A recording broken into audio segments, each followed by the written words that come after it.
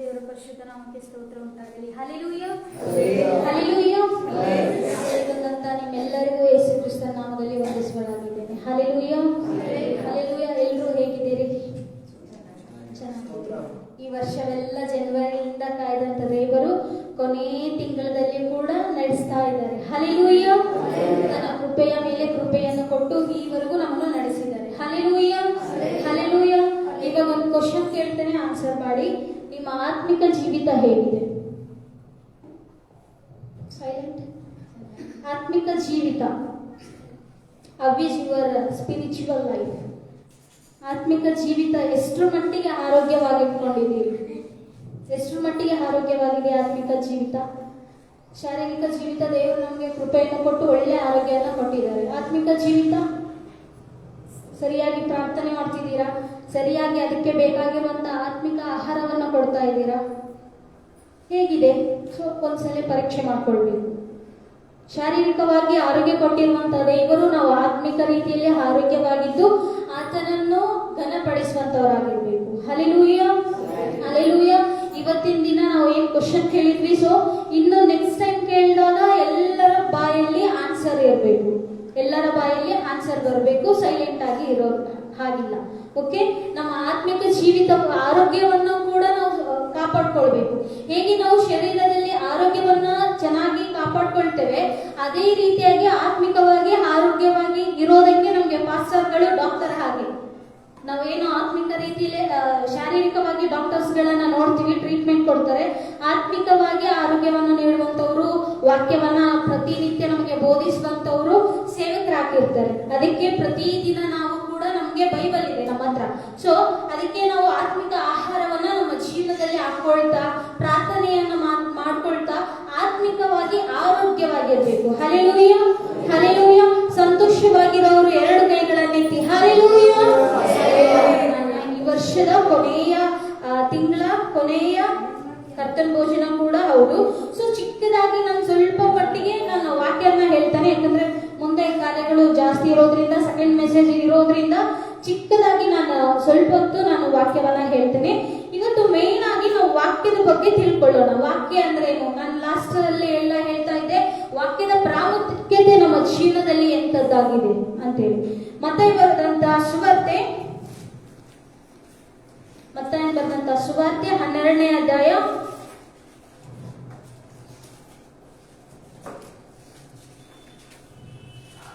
ಮತ್ತಾಯ ಬರೆದಂತಹ ಸುವಾರ್ತೆ 12ನೇ ಅಧ್ಯಾಯ 43ನೇ ವಚನ, 43ರಿಂದ 45ನೇ ವಚನವರೆಗೂ. ದೆವ್ವವು ಮನುಷ್ಯನನ್ನು ಬಿಟ್ಟು ಹೋದ ಮೇಲೆ ವಿಶ್ರಾಂತಿಯನ್ನು ಹುಡುಕುತ್ತಾ ನೀರಿಲ್ಲದ ಸ್ಥಳಗಳಲ್ಲಿ ತಿರುಗಾಡುತ್ತದೆ. ವಿಶ್ರಾಂತಿ ಸಿಕ್ಕದ ಕಾರಣ ಅದು ನಾನು ಬಿಟ್ಟು ಬಂದ ನನ್ನ ಮನೆಗೆ ತಿರುಗಿ ಹೋಗುತ್ತೇನೆ ಅಂದುಕೊಂಡು ಬಂದು ಆ ಮನೆ ಹೊಕ್ಕಲಿಲ್ಲದ್ದು ಗುಡಿಸಿ ಅಲಂಕರಿಸದ್ದು ಆಗಿರುವುದನ್ನು ಕಂಡು ಹೊರಟು ಹೋಗಿ ತನಗಿಂತ ಕೆಟ್ಟವುಗಳಾದ ಬೇರೆ 7 ದೆವ್ವಗಳನ್ನು ತನ್ನೊಂದಿಗೆ ಕರೆದುಕೊಂಡು ಬರುವುದು. ಅವು ಹೊಳಹೊಕ್ಕು ಅಲ್ಲಿ ವಾಸ ಮಾಡುವವು. ಆಗ ಆ ಮನುಷ್ಯನ ಅಂತ್ಯಸ್ಥಿತಿಯು ಮೊದಲಿಗಿಂತ ಕೆಟ್ಟದ್ದಾಗುವುದು. ಇದರಂತೆಯೇ ಈ ಕೆಟ್ಟ ಸಂತತಿಗೆ ಆಗೋದು ಅಂದರು. Hallelujah, hallelujah. ಇಲ್ಲಿ ವಚನ ಹೇಳ್ತದೆ, ದೆವ್ವವು ಮನುಷ್ಯನನ್ನು ಬಿಟ್ಟು ಹೋದ ಮೇಲೆ ವಿಶ್ರಾಂತಿಯನ್ನು ಹುಡುಕುತ್ತಾ ನೀರಿಲ್ಲದ ಸ್ಥಳಗಳಲ್ಲಿ ತಿರುಗಾಡುತ್ತದೆ. ಯಾವುದು? ದೆವ್ವ ನೀರಿಲ್ಲದ ಸ್ಥಳಗಳಿಗೆ ತಿರುಗಾಡ್ತದೆ ಅಂತೇಳಿ. ನೀರು ಅಂತಂದ್ರೆ ಬೈಬಲ್ ಪ್ರಕಾರ ಏನಾಗಿದೆ? ವಾಕ್ಯವಾಗಿದೆ. ಪ್ರಿಯರೇ, ನೀವು ಬೈಬಲ್ ಎಲ್ಲ ನೋಡಿದ್ರೆ ನೀರು ಅಂತ ಬಂದ್ರೆ ಅದು ವಾಕ್ಯವಾಗಿದೆ. ಸೊ ದೇವರು ಸಮರಿಯ ಸ್ತ್ರೀಯ ಜೊತೆಗೆ ಮಾತನಾಡ್ತಾ ಹೇಳ್ಬೇಕಾದ್ರೆ ಅಲ್ಲಿ ಯಾವ ನೀರ್ ಬಗ್ಗೆ ಹೇಳ್ತಾರೆ ಅಂದಾಗಿ ನಮ್ಗೆ ಗೊತ್ತಾಗ್ತದೆ. ಸೊ ನೀರು ಇಲ್ಲ ಅಂತಂದ್ರೆ ಏನು? ಅದು ವಾಕ್ಯವಿಲ್ಲದ ಜೀವಿತ. ವಾಕ್ಯವಿಲ್ಲದ ಜೀವಿತ. ನೋಡ್ರಿ, ಅಲ್ಲಿ ದೆವ್ವ ಏನು? ನೀರಿಲ್ಲದ ಸ್ಥಳಗಳಲ್ಲಿ ತಿರುಗಾಡ್ತದೆ ಅಂತೆ. ನೀರಿಲ್ಲದ ಸ್ಥಳಗಳಲ್ಲಿ ತಿರುಗಾಡಿ ಎಲ್ಲಿ ನೀರಿಲ್ವೋ ಅಲ್ಲಿ ಬಂದು ಏನ್ ಮಾಡ್ತದಂತೆ? ತಾನು ನಿವಾಸ ಮಾಡ್ತದೆ. ಅಷ್ಟೇ ಅಲ್ಲದೆ ತನಗಿಂತ 7 ಕೆಟ್ಟ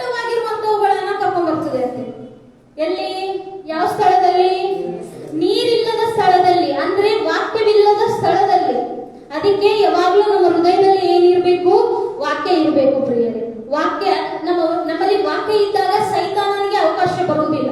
ಸೊ ನಮ್ಮಲ್ಲಿ ಯಾವಾಗ ವಾಕ್ಯ ಇರುವುದಿಲ್ಲ ಅವಾಗ ಸೈತಾನನೂ ಬರ್ತಾನೆ, ತನಗಿಂತ 7 ಕೆಟ್ಟವಾಗಿರುವಂತವುಗಳನ್ನು ಕೂಡ ಕರ್ಕೊಂಡ್ಬಂದು ಅಲ್ಲಿ ವಾಸ ಮಾಡ್ತಾನೆ. ಅವನಿಗೆ ಒಂದು ಮನೆ ಇರೋ ಹಾಗೆ, ಯಾವುದು ವಾಕ್ಯ ಇಲ್ಲದಂತ ಸ್ಥಳ ಅವನಿಗೆ ಮನೆ ಇರೋ ಹಾಗೆ.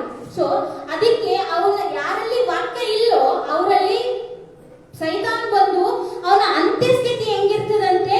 ಅತ್ಯಂತ ಕೆಟ್ಟದಾಗಿರ್ತದಂತೆ. ಏನಂತೆ? ಮೊದಲಿಗಿಂತ ಕೆಟ್ಟದಾಗಿರುತ್ತೆ. ಯಾವಾಗ ನೀರಿಲ್ಲದ ಸ್ಥಳದಲ್ಲಿ ಸೈತಾನನು ಬಂದು ವಾಸ ಮಾಡಬೇಕಾದ್ರೆ ಅವನ ಅಂತ್ಯಸ್ಥಿತಿ ಹೇಗಿರ್ತದೆ? ಮೊದಲಿಗಿಂತ ಕೆಟ್ಟದಾಗಿರ್ತದೆ ಅಂತೆ. ಹಲ್ಲೆಲೂಯ. ಅದಕ್ಕೆ ವಾಕ್ಯ ಅಂದ್ರೆ ಎಷ್ಟು ಇಂಪಾರ್ಟೆಂಟ್ ಅಂದ್ರೆ ವಾಕ್ಯ ನಮ್ಮನ್ನು ಬದುಕಿಸುವಂತದ್ದಾಗಿದೆ ಪ್ರಿಯರೇ. Hallelujah, hallelujah. ದೇವರು ವಾಕ್ಯವನ್ನೇ ಹೇಳದೆ ಬೇರೆ ಯಾವುದು ಹೇಳಿಲ್ಲ. ತನ್ನ ಶಿಷ್ಯರಿಗೆ ಹೇಳ್ಬೇಕಾದ್ರೆ ಪ್ಯೂರ್ ಆಗಿರುವಂತ ಶುದ್ಧವಾಗಿರುವಂತ ವಾಕ್ಯವನ್ನೇ ಕೊಡ್ತಾ ಇದ್ರು, ಬಿಟ್ರೆ ಬೇರೆ ಯಾವ ವಿಷಯಗಳನ್ನು ಕೂಡ ಮಾತಾಡಿದ್ರು ಅನ್ನೋದು ಬೈಬಲ್ ಅಲ್ಲಿ ಇಲ್ಲ ಪ್ರಿಯರೇ. 4 ಸುವಾರ್ತೆಗಳಲ್ಲಿ ನೀವೆಲ್ಲಾದ್ರೂ ಹೋದ್ರಿ, ಅವರು ಶಿಷ್ಯರಿಗೆ ಬೋಧಿಸ್ತಾ ಇದ್ರು, ಪರಲೋಕದ ಗುಟ್ಟುಗಳನ್ನ ತಿಳಿಸ್ತಾ ಇದ್ರು, ಬಿಟ್ರೆ ಶಾಸ್ತ್ರದ ಬಗ್ಗೆ ಹೇಳ್ತಾ ಇದ್ರು, ಪ್ರವಾದನೆಗಳ ಬಗ್ಗೆ ಹೇಳ್ತಾ ಇದ್ರು, ಬಿಟ್ರೆ ಬೇರೆ ಏನು ಕೂಡ ಅವ್ರು ಮಾತಾಡ್ಲಿಲ್ಲ. ಸೊ ದೇವರ ಬಾಯಿಂದ ಬರುವಂತದ್ದು ವಾಕ್ಯನೇ ಆಗಿದೆ ಪ್ರಿಯರೇ. ಅದಕ್ಕೋಸ್ಕರ ವಾಕ್ಯ ಅನ್ನೋದು ನಮ್ಮ ಜೀವನದಲ್ಲಿ ಇರಬೇಕು. ಓಕೆ, ವಾಕ್ಯ ನಮ್ಮ ಜೀವನದಲ್ಲಿ ಇರಬೇಕು. ಇವಾಗ ವಾಕ್ಯ ಅಂದ್ರೆ ಏನು? ವಾಕ್ಯ ಅಂದ್ರೆ ಏನು? ಸೊ ಅದಕ್ಕೆ 1ನೇ ಯೋಹಾನ 1ನೇ ಅಧ್ಯಾಯ 1ನೇ ವಚನ. ಆದಿಯಲ್ಲಿ ವಾಕ್ಯವಿತ್ತು, ಆದಿಯಲ್ಲಿ ವಾಕ್ಯವಿತ್ತು, ಆ ವಾಕ್ಯವು ದೇವರ ಬಳಿಯಲ್ಲಿತ್ತು, ಆ ವಾಕ್ಯವು ದೇವರಾಗಿತ್ತು. ವಾಕ್ಯವೆಂಬವನು ಆದಿಯಲ್ಲಿ ದೇವರ ಬಳಿಯಲ್ಲಿದ್ದನು. ವಾಕ್ಯವು ಏನಾಗಿತ್ತು ಅಂತೆ? ದೇವರಾಗಿತ್ತು. ವಾಕ್ಯ ಈಕ್ವಲ್ ಟು ದೇವರು. ವಾಕ್ಯ ಇಲ್ಲದ ಪರಿಸ್ಥಿತಿ ಅಂತಂದ್ರೆ ದೇವರಿಲ್ಲ ಅಂತ ಜೀವಿತ. ನೀರಿಲ್ಲಾರ್ದಂತ ಜೀವಿತ ಅಂದ್ರೆ ಏನು? ವಾಕ್ಯವಿಲ್ಲದಂತ ಜೀವಿತ, ದೇವರು ಇಲ್ಲಾರ್ದಂತ ಜೀವಿತ. ವಾಕ್ಯ ನಮ್ಮಲ್ಲಿ ಇದ್ರೆ ಯಾರಿದ್ದ ಹಾಗೆ? ದೇವರು ನಮ್ಮ ಜೀವನದಲ್ಲಿ ಇದ್ದ ಹಾಗೆ. ವಾಕ್ಯ ನಮ್ಮ ಹೃದಯದಲ್ಲಿ ಇಟ್ಕೊಂಡ್ರೆ ದೇವರು ನಮ್ಮ ಹೃದಯದಲ್ಲಿ ನಾವು ಇಟ್ಕೊಂಡಿದೀವಿ ಅಂತ ಅರ್ಥ. ಯಾಕಂದ್ರೆ ವಾಕ್ಯ ಹೇಳ್ತದೆ ಯೋಹಾನ 1:1 ವಾಕ್ಯವೇ ದೇವರಾಗಿತ್ತು. ಆ ವಾಕ್ಯ ಅನ್ನೋದು ನಮ್ಮಲ್ಲಿ ಮುದ್ರೆ ಆಗ್ಬೇಕು ಪ್ರಿಯರು. ಎಷ್ಟರ ಮಟ್ಟಿಗೆ ನಾವು ವಾಕ್ಯದಿಂದ ಮುದ್ರಿತವಾಗ್ತಾ ಇದ್ದೀವಿ, ಎಷ್ಟರ ಮಟ್ಟಿಗೆ ಎಷ್ಟೊತ್ತು ನಾವು ದೇವರನ್ನ ನಮ್ಮ ಹೃದಯದಲ್ಲಿ ಇಟ್ಕೊಳ್ತಾ ಇದ್ದೀವಿ. ವಾಕ್ಯ ನಮ್ಮ ಜೀವನದಲ್ಲಿ ಇದೆಯಾ ನಿಜವಾಗ್ಲೂ? ಅಥವಾ ವಾಕ್ಯವನ್ನ ಕೇಳಿ ಅದನ್ನ ಮರ್ತೋಗ್ತಿದೀವಿ? ನಾವು ಮನುಷ್ಯರು ಹೌದು ಮರ್ತೋಗ್ತೀವಿ, ಆದ್ರೆ ಏನ್ ಮಾಡ್ಬೇಕು? ವಾಕ್ಯವನ್ನ ಹೇಳ್ಬೇಕಾದ್ರೆ ಬರ್ಕೊಳ್ಳುವಂತ ಒಂದು ಒಳ್ಳೆ ಗುಣ ಇರ್ಬೇಕು, ಬರ್ಕೊಳ್ಳುವಂತ ಗುಣ ಇರ್ಬೇಕು. ಯಾಕಂದ್ರೆ ಅದನ್ನ ತಿರುಗಿಸಿ ನೋಡಿದಾಗ ಮತ್ತೆ ನಮ್ಗೆ ಎಲ್ಲ ಗೊತ್ತಾಗ್ತದೆ. ಈ ವಾರದಲ್ಲಿ ಯಾವ್ಯಾವ ವಾಕ್ಯ ಹೇಳಿದ್ರು ಅನ್ನೋದು ಎಲ್ಲಾನು ಗೊತ್ತಾಗ್ತದೆ. ಅದಕ್ಕೆ ಬರ್ಕೊಳ್ಳುವಂತ ಒಂದು ಒಳ್ಳೆ ಅಭ್ಯಾಸ ನಮ್ಮಲ್ಲಿ ಇರಬೇಕು ಪ್ರಿಯರೇ. Hallelujah, hallelujah. ಈಗ ಗೊತ್ತಾಯ್ತು ವಾಕ್ಯ ಅಂದ್ರೆ ಯಾರು? ದೇವರು. ಮತ್ತೆ ನೀರು ಅಂದ್ರೆ ಏನು? ವಾಕ್ಯ. ನೀರು ಅಂದ್ರೆ ವಾಕ್ಯ, ಮತ್ತೆ ದೇವರು ಕೂಡ ಹೌದು. ಓಕೆ, ದೇವರು ಕೂಡ ಹೌದು. ಹಾಗಾದ್ರೆ ವಾಕ್ಯ ನೋಡ್ರಿ 15ನೇ ವಚನ, ಅದೇ ಯೋಹಾನ ಬರೆದಂತ ಸುವಾರ್ತೆ 15ನೇ ವಚನ 7ನೇ ಅಧ್ಯಾಯ 15ನೇ ಅಧ್ಯಾಯ 7ನೇ ವಚನ.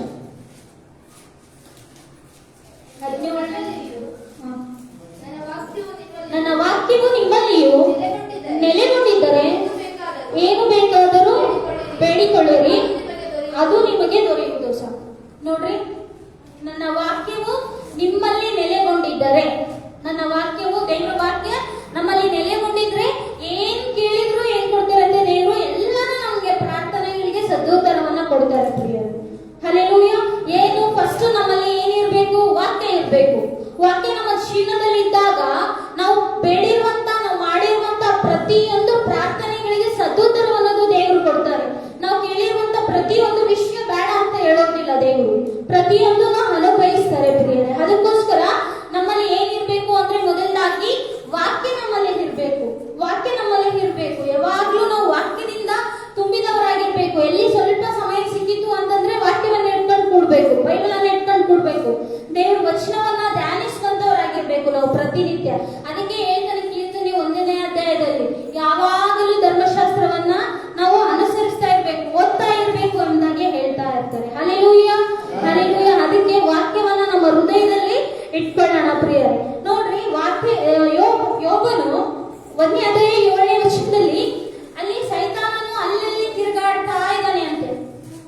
ಸೈತಾನನು ಏನು ಅಲ್ಲೆಲ್ಲಿ ತಿರುಗಾಡ್ತಾ ಇದ್ದಾನೆ. ಅಲ್ಲೆಲ್ಲಿ ಅಂದ್ರೆ ಎಲ್ಲಿ ವಾಕ್ಯ, ಎಲ್ಲಿ ನೀರಿಲ್ವೋ, ಎಲ್ಲಿ ನೀರಿಲ್ಲ, ಎಲ್ಲಿ ವಾಕ್ಯ ಇಲ್ಲ ಅಂತೇಳಿ ನೋಡ್ಕೊಂತ ತಿರುಗ್ತಾನೆ. ಈ ಒಂದು ಕುಟುಂಬದಲ್ಲಿ ವಾಕ್ಯವಿಲ್ವಾ, ಈ ಕುಟುಂಬದಲ್ಲಿ ನೀರಿಲ್ಲ ಅಂದ್ರೆ ಆ ಕುಟುಂಬದಲ್ಲಿ ಹೋಗ್ಬಿಡ್ತಾನೆ. ಸೊ ಅದಕ್ಕೆ ಸೈತಾನನು ಅಲ್ಲಿ ತಿರುಗಾಡುತ್ತ. ಹಾಗೆ 1 ಪೇತ್ರ 5ನೇ ಅಧ್ಯಾಯ 8ನೇ ವಚನ ನೋಡ್ಕೊಳ್ಳಿ. 1 ಪೇತ್ರ 5:8. ಸ್ವಸ್ಥಚಿತ್ತರಾಗಿರಿ, ಎಚ್ಚರವಾಗಿರಿ. ನಿಮ್ಮ ವಿರೋಧಿಯಾಗಿರುವ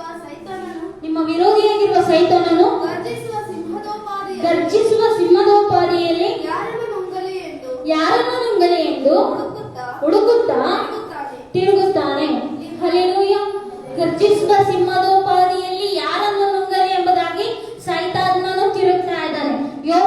ಯೋಬನಲ್ಲಿ ಏನು ಅಲ್ಲಲ್ಲಿ ವಾಕ್ಯ ಯಾರ ಹತ್ರ ಇಲ್ಲ, ನೀರು ಯಾರ ಹತ್ರ ಇಲ್ಲ, ಅದಕ್ಕೆ ನೋಡ್ತಾ ತಿರುಗ್ತಾ ಇರ್ತಾನೆ. ಗರ್ಜಿಸುವ ಸಿಂಹದೋಪಾದಿಯಲ್ಲಿ ತಿರುಗ್ತಾ ಇದ್ದಾನೆ. ಅವನಿಗೆ ಈಗ ಸಮಯ ಅನ್ನೋದು ಜಾಸ್ತಿ ಇಲ್ಲ. ಸೊ ಅದಕ್ಕೋಸ್ಕರ ಏನ್ ಮಾಡ್ತಾನೆ, ತುಂಬಾ ವೇಗವಾಗಿ ಕೆಲಸ ಅನ್ನೋದನ್ನ ಮಾಡ್ತಾ ಇದ್ದಾನೆ. ದೇವರ ವಾಕ್ಯದ ವಿರುದ್ಧವಾಗಿ ಕೆಲಸ ಅನ್ನೋದನ್ನ ಮಾಡ್ತಾ ಇದ್ದಾನೆ. ನೋಡ್ರಿ, ಫಾರ್ ಎಕ್ಸಾಂಪಲ್ ನಮ್ಮ ಬೈಬಲ್ ಅಲ್ಲಿ ಮದುವೆ ಅನ್ನೋದು ಎಷ್ಟು ಅದೇನು ಪರಿಶುದ್ಧವಾಗಿರುವಂತದ್ದು, ಹೌದಾ? ನಮ್ಮ ಬೈಬಲ್ ಅಲ್ಲಿ ಮದುವೆ ಅನ್ನೋದು ತುಂಬಾ ಪರಿಶುದ್ಧತೆಗೆ ನಾವು ಕನ್ಸಿಡರ್ ಮಾಡ್ತೀವಿ. ಆದ್ರೆ ಸೈತಾನನ ಏನ್ ಮಾಡ್ತಾ ಇದ್ದಾನೆ, ಆ ಒಂದು ವಾಕ್ಯಕ್ಕೆ ವಿರುದ್ಧವಾಗಿ ಏನ್ ಮಾಡ್ತಿದ್ದಾನೆ ಅಂದ್ರೆ, ಇವಾಗ ಎಲ್ಲರೂ ಏನ್ ಮಾಡ್ತಿದ್ದಾರೆ, ಲಿವಿಂಗ್ ರಿಲೇಶನ್ಶಿಪ್ಸ್. ಮದುವೆಗಂತೂ ಮುಂಚೆನೆ ಇಬ್ರು ಒಂದೇ ಆಗಿ ಇರೋದಂತೆ, ಮದುವೆ ಇಬ್ರು ಅಡ್ಜಸ್ಟ್ ಆದ್ರೆ ಅದನ್ನ ಮದುವೆ ಮಾಡಿ ಹೋಗೋದಂತೆ. ಸೊ ಈ ತರ ಕೆಲಸ ಮಾಡ್ತಾ ಇದ್ದಾನೆ. ಪವಿತ್ರ ಬಂಧವನ್ನ ಸೈತಾನನ ಏನ್ ಮಾಡ್ತಿದ್ದಾನೆ, ಅದನ್ನ ಪವಿತ್ರವಾಗಿ ಇಲ್ಲದಂತೆ ಮಾಡ್ತಾ ಇದ್ದಾನೆ. ಸೊ ವಾಕ್ಯಕ್ಕೆ ವಿರುದ್ಧವಾಗಿ ಸೈತಾನನು ಕಾರ್ಯ ಮಾಡ್ತಾ ಇದ್ದಾನೆ ಪ್ರಿಯರೇ. ಹಲ್ಲೆಲೂಯ. ಅದಕ್ಕೆ ನಮ್ಮಲ್ಲಿ ಯಾವಾಗ್ಲೂ ವಾಕ್ಯ ಅನ್ನೋದು ಇರಬೇಕು ಪ್ರಿಯರೇ. ವಾಕ್ಯ ಅನ್ನೋದು ಇರಬೇಕು. ವಾಕ್ಯವನ್ನ ನಾವು ಅರಿಕೆ ಮಾಡಬೇಕು. ವಾಕ್ಯವನ್ನ ಇಟ್ಟು ಪ್ರಾರ್ಥನೆ ಅನ್ನೋದನ್ನ ಮಾಡಬೇಕು.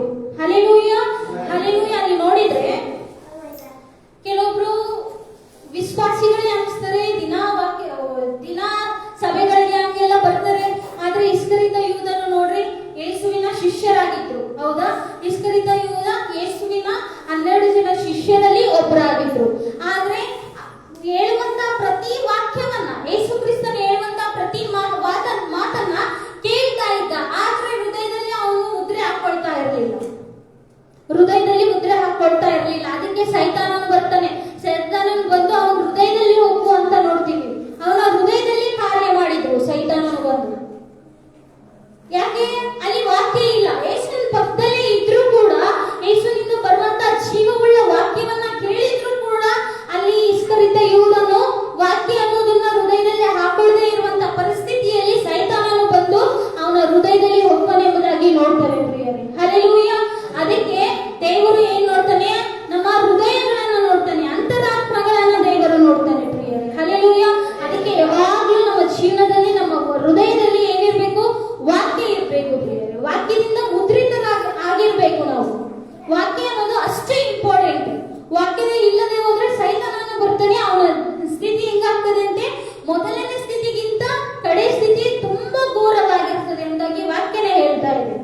ವಾಕ್ಯ ಇದ್ರೆ ಏನು, ನಾವು ಬೇಡಿರುವಂತ ಪ್ರತಿಯೊಂದು ಕೂಡ ದೇವರು ಕೇಳ್ತಾರೆ ಎಂಬುದಾಗಿ ಹೇಳ್ತಾ ಇದೆ. ಹಾಗಾದ್ರೆ ವಾಕ್ಯ ನಮ್ಮ ಜೀವನದಲ್ಲಿ ಇದ್ರೆ ವಾಕ್ಯ ಹಿಂಗೆಲ್ಲ ಕಾರ್ಯ ಮಾಡ್ತದೆ ಅಂತೇಳಿ ನೋಡೋದಾದ್ರೆ, ಕೀರ್ತನೆ 119ನೇ ಅಧ್ಯಾಯ, ಆ ಅಧ್ಯಾಯ ಪೂರ ಓದಿದ್ರೆ ವಾಕ್ಯದ ಇಂಪಾರ್ಟೆನ್ಸ್ ಗಳ ಬಗ್ಗೆನೇ ಇರ್ತದೆ.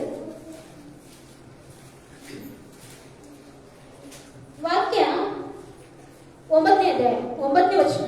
ಯವನಸ್ಥನು ತನ್ನ ನಡತೆಯನ್ನು ಸಿದ್ಧಪಡಿಸಿಕೊಳ್ಳುವುದು ಯಾವುದರಿಂದ? ನಿನ್ನ ವಾಕ್ಯವನ್ನು ಗಮನಿಸಿ ನಡೆಯುವುದರಿಂದಲೇ. ಹಲ್ಲೆಲೂಯ. ವಾಕ್ಯ ಇದ್ರೆ ಏನು? ನಮ್ಮ ನಡತೆ ಅನ್ನೋದು ಶುದ್ಧವಾಗ್ತದೆ ಪ್ರಿಯರೇ. ಹಲ್ಲೆಲೂಯ. ವಾಕ್ಯ ನಮ್ಮಲ್ಲಿ ಇದ್ರೆ ನಾವು ಯಾವ ದಾರಿಯಲ್ಲಿ ನಡಿಬೇಕು, ಹೆಂಗ್ ನಡಿಬೇಕು ಎಂಬುದಾಗಿ ನಮ್ಗೆ ತೋರಿಸ್ತಾ ನಮ್ಮ ನಡತೆಯನ್ನ ಶುದ್ಧಿ ಮಾಡ್ತದೆ. ನಾವು ಕೆಟ್ಟ ಮಾರ್ಗದಲ್ಲಿ ಹೋಗದಂತೆ ನಮ್ಮನ್ನು ಈ ವಾಕ್ಯ ಅನ್ನೋದು ತಡೆಯುತ್ತದೆ. ಯಾಕಂದ್ರೆ ವಾಕ್ಯ ನಮ್ಮ ಹೃದಯದಲ್ಲಿ ಇದ್ರೆ ನಾವು ಕೆಟ್ಟದ್ದು ಮಾಡ್ಬೇಕಂತೇಳಿ ನಮ್ಗೆ ಅನ್ಸೋದೇ ಇಲ್ಲ. ನಮ್ಮ ನಡತೆಗಳನ್ನೋದು ಏನು ವಾಕ್ಯ ಶುದ್ಧಿ ಮಾಡ್ತದೆ ಅಂತ. ಹಲ್ಲೆಲೂಯ.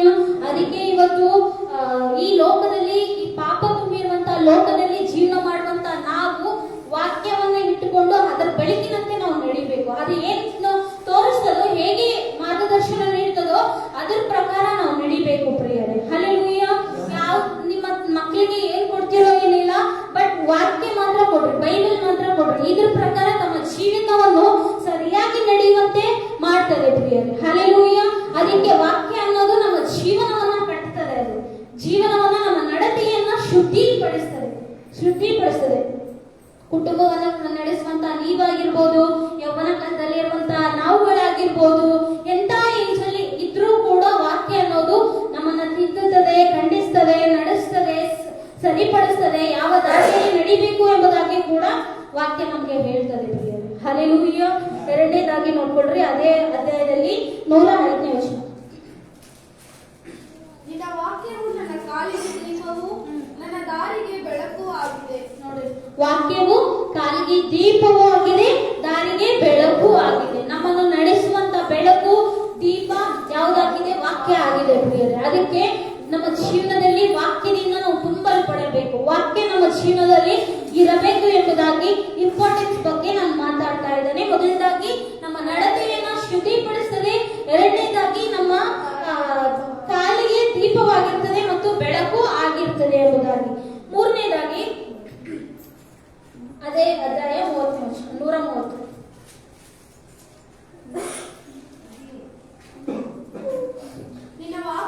ನಿನ್ನ ವಾಕ್ಯ ವಿವರಣೆಯಿಂದ ಯುಕ್ತಿಹೀನರಿಗೆ ಜ್ಞಾನೋದಯವಾಗ್ತದೆ ಅಂತ. ನೋಡ್ರಿ, ವಾಕ್ಯ ವಿವರಣೆಯಿಂದ ಏನಾಗ್ತದೆ? ಜ್ಞಾನೋದಯ ಆಗ್ತದೆ. ಜ್ಞಾನೋದಯ, ವಾಕ್ಯದಿಂದ ಜ್ಞಾನೋದಯ ಉಂಟಾಗ್ತದೆ. ಇವತ್ತು ಲೋಕದಲ್ಲಿ ಎಷ್ಟೋ ಜನರು ಜ್ಞಾನೋದಯ ಆಗ್ಬೇಕಂದ್ರೆ ಅದ್ರ ಮರದ ಕೆಳಗೆ, ಇದ್ರ ಮರದ ಕೆಳಗೆ ಕೂತ್ಕೊಂಡು ಧ್ಯಾನ. ಬಟ್ ವಾಕ್ಯ ಏನು? ವಾಕ್ಯದ ವಿವರಣೆಯಿಂದ ಜ್ಞಾನೋದಯ ಆಗ್ತದೆ ಅಂತೇಳಿ ವಚನ ಹೇಳ್ತಾ ಇದೆ ಪ್ರಿಯರೇ. ಹಲ್ಲೆಲೂಯ. ಅದಕ್ಕೆ ಯಾವಾಗ್ಲೂ ವಾಕ್ಯವನ್ನ ಓದೋದಂದ್ರೆ ವಾಕ್ಯವನ್ನ ಅದನ್ನ ಅಧ್ಯಾಯ ಮಾಡಬೇಕು. ಇತ್ತೀಚೆಗೆ ವಾಕ್ಯವನ್ನ ಅರ್ಥ ಮಾಡ್ಕೊಳ್ಳಕ್ಕೆ DBS ಅಂತ ಮಾಡಿದ್ದಾರೆ ಅವರು. DBS ಅಂದ್ರೆ ಏನು ಅಂದ್ರೆ ಡಿಸ್ಕವರಿ ಬೈಬಲ್ ಸ್ಟಡಿ ಅಂತೇಳಿ ಒಂದು. DBS ಅಂದ್ರೆ ಡಿಸ್ಕವರಿ ಬೈಬಲ್ ಸ್ಟಡಿ. ಒಂದು ವಚನ ತಗೊಳ್ತೀರಿ, ನಾವು ವಾಕ್ಯವನ್ನ ಹೇಗೆ ನಮ್ಮ ಜೀವನದಲ್ಲಿ ಅಳವಡಿಸ್ಕೊಳ್ಬೇಕು, ಹೇಗೆ ಅರ್ಥ ಮಾಡ್ಕೊಳ್ಬೇಕು ಅಂತೇಳಿ ಇತ್ತೀಚಿನ ದಿನದಲ್ಲಿ DBS ಮಾಡ್ತಾ ಇದ್ದಾರೆ. ಕುಟುಂಬದಲ್ಲಿ ಕುಟುಂಬ ಪ್ರಾರ್ಥನೆಗೆ ಕೂತಾಗ DBS ಮಾಡೋದಾಗ್ಲಿ, ಹೊರಗಡೆ ನಾವು ಫ್ರೆಂಡ್ಸ್ ಗ್ಯಾದರ್ ಆದಾಗ DBS ಮಾಡೋದಾಗ್ಲಿ. ಹೇಗೆ ಮಾಡ್ಬೇಕು DBS?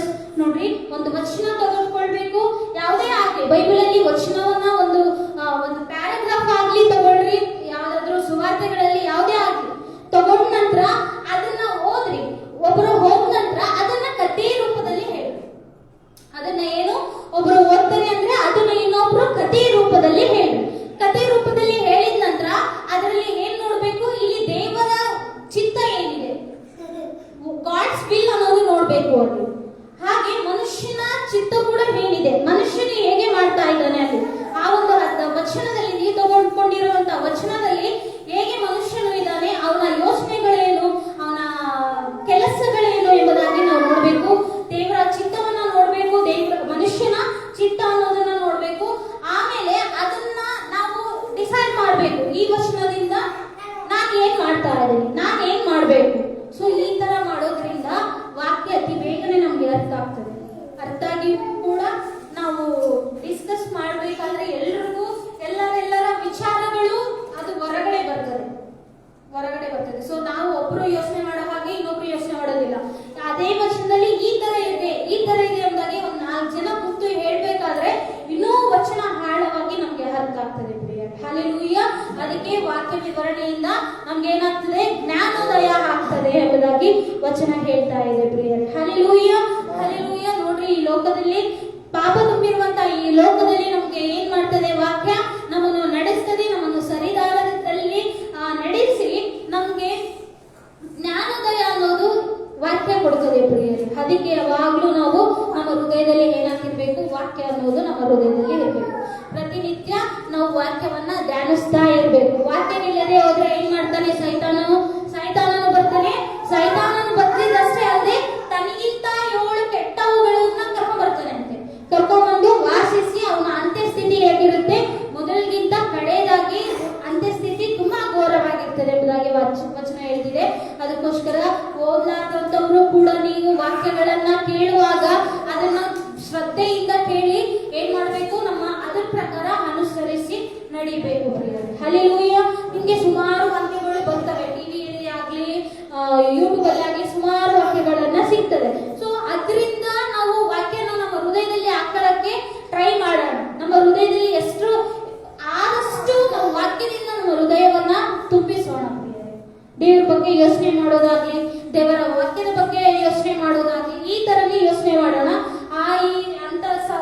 ಇಂಥ ಚಿಂತೆಗಳನ್ನ ಬಿಟ್ಟು ದೇವರ ವಾಕ್ಯವನ್ನ ನಮ್ಮ ದೃಷ್ಟಿಯಲ್ಲೇ ಇಟ್ಕೊಳ್ಳೋಣ. ಅದಕ್ಕೆ ವಿಮೋಚನೆ ಕಾಲದಲ್ಲಿ ಹೇಳ್ತಾರೆ, ನನ್ನ ಮಾತನ್ನು ಶ್ರದ್ಧೆಯಿಂದ ಕೇಳಿ ನನ್ನ ಆಜ್ಞೆಗಳನ್ನು ಕೈಗೊಂಡು ನಡೆಯುವುದಾದರೆ ಅವರು ನನಗೆ ಸ್ವಕೀಯ ಪ್ರಜೆಗಳು ಎಂಬುದಾಗಿ ವಚನ ಹೇಳ್ತಾರೆ ಪ್ರಿಯರೇ. ಯಾರು ಶ್ರದ್ಧೆಯಿಂದ ಕೇಳ್ತಾರೆ, ಯಾರ ಮಾತು? ದೇವರ ಮಾತು, ಅಂದ್ರೆ ದೇವರ ವಾಕ್ಯ, ದೇವರ ಬಾಯಿಂದ ಬರುವಂತಹ ಪ್ರತಿಯೊಂದು ಮಾತು ಅದು ವಾಕ್ಯವಾಗಿದೆ ಪ್ರಿಯರೇ. ಆತನ ವಾಕ್ಯ ಶ್ರದ್ಧೆಯಿಂದ ಕೇಳುವುದಾದ್ರೆ, ಅದು ಶ್ರದ್ಧೆಯಿಂದ ಕೇಳಿ ಅದರ ಪ್ರಕಾರ ಅನುಸರಿಸುವುದಾದ್ರೆ ಅವರೆಲ್ಲರೂ ನಮಗೆ ಸ್ವಕೀಯ ಪ್ರಜೆಗಳು ಎಂಬುದಾಗಿ ವಚನ ಹೇಳ್ತಾರೆ ಪ್ರಿಯರೇ. ಹಲ್ಲೆಲೂಯ. ಅದಕ್ಕೋಸ್ಕರ ನಾವೆಲ್ಲರೂ ಆತನಿಗೆ ಸ್ವಕೀಯ ಪ್ರಜೆಗಳಾಗಬೇಕಂದ್ರೆ ನಾವು ಶ್ರದ್ಧೆಯಿಂದ ವಾಕ್ಯವನ್ನ ಕೇಳೋದಷ್ಟೇ ಅಲ್ಲದೆ ಅದನ್ನ ಅನುಸರಿಸಬೇಕು. ಆತನ ಆಜ್ಞೆಗಳನ್ನ ಅನುಸರಿಸಿ ನಡೆಯುವಂತ ಜೀವಿತ ನಮ್ಮದಾಗಿದ್ರೆ ದೇವರು ಖಂಡಿತವಾಗಿ ನಮ್ಮನ್ನು ಆಶೀರ್ವದಿಸ್ತಾರೆ ಪ್ರಿಯರೇ. ಹಲ್ಲೆಲೂಯ. ಹಲ್ಲೆಲೂಯ. ವಾಕ್ಯವನ್ನ ನಮ್ಮ ಜೀವಿತದಲ್ಲಿ ಎಷ್ಟು ಮಟ್ಟ ಆಗುತ್ತೋ ಅಷ್ಟನ್ನ ಮುದ್ರೆ ಹಾಕೊಳ್ಳೋಣ. ವಾಕ್ಯವನ್ನ ದಿನನಿತ್ಯ ನಾವು ಅದನ್ನ ಓದಿ ದಿನನಿತ್ಯ ಅದನ್ನ ಪ್ರಾಕ್ಟೀಸ್ ಮಾಡೋಣ. ವಾಕ್ಯವನ್ನ ಪ್ರಾಕ್ಟೀಸ್ ಮಾಡೋಣ, ಹೇಳೋಣ, ವಾಕ್ಯವನ್ನ ಉಚ್ಚಾರಣೆ ಮಾಡೋಣ, ಅರಿಕೆ ಮಾಡೋಣ. ಸೊ ಬಾಯಿಯಿಂದ ನಾವು ಅರಿಕೆ ಮಾಡಬೇಕು. ಯಾವಾಗ್ಲೂ ನಮ್ಮ ಬಾಯಿಯಲ್ಲಿ ಆತನ ವಾಕ್ಯ ಇರಬೇಕು, ಸ್ತೋತ್ರ ಪದಗಳಿರ್ಬೇಕು ಪ್ರಿಯರೇ. ಹಲ್ಲೆಲೂಯ. ಹಲ್ಲೆಲೂಯ. ವಾಕ್ಯ ಯಾವಾಗ್ಲೂ ನಿಮ್ಮ ಜೀವನದಲ್ಲಿ ಇರಲಿ. ದೇವರು ಈ ವಾಕ್ಯವನ್ನು ಆಶೀರ್ವದಿಸಲಿ.